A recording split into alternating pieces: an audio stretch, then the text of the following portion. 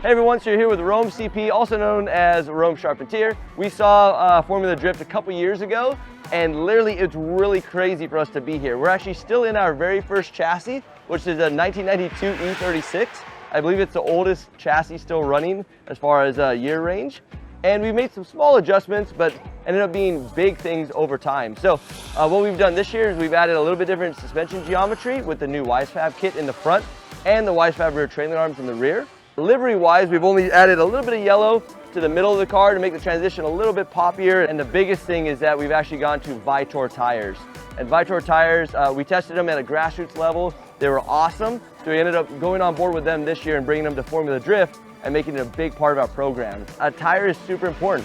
We realized last year we struggled, and probably our largest struggle was the tire problem. We're still a small budget team. We're still making it happen at a small rate, but we're keeping up with all the big guys. You can do it for a smaller budget. You can do it for a large budget.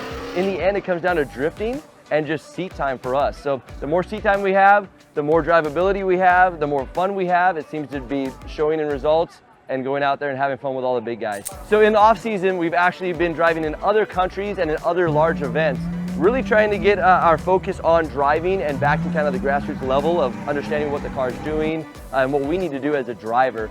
And it's really awesome that there's other big events out there, like in SoCal we have Hot Pit Auto Fest, and it makes it really fun because what's happening now is a lot of the series are understanding that tire cost is pretty high.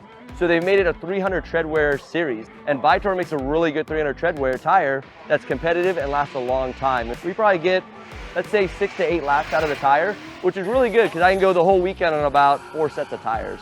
It's really refreshing to see that drifting is trying to hold its original aspect of fun, seat time, and just driving door to door. And then you also have your crazy, insane open aspect of Formula Drift where you just go 100% all the time. I love all aspects of it. It's really cool to see the direction that the sport's going in, and I think this is literally just the beginning for drifting. And if you didn't catch the full car breakdown, the full build out, it's actually on Throdle, the app, and on Throdle's YouTube. And we're out there, and we're out here to put the Garagistic E36 on the podium a couple more times and Vitour to the top. Thank you guys.